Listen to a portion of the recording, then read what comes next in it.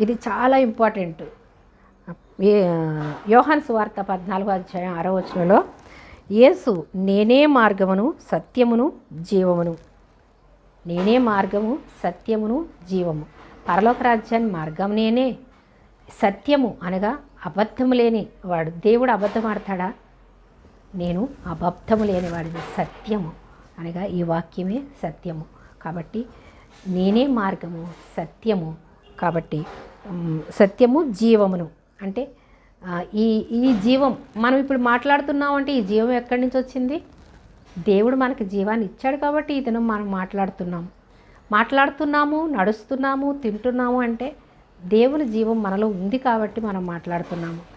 ఆయన తీసేసుకుంటే ఒక్క నిమిషంలో మనము డెడ్ బాడీ అయిపోతాం. మన పేరు ఉండదు, మన అడ్రస్ ఉండదు. ఆ డెడ్ బాడీని తీసుకెళ్ళి పడేయండి.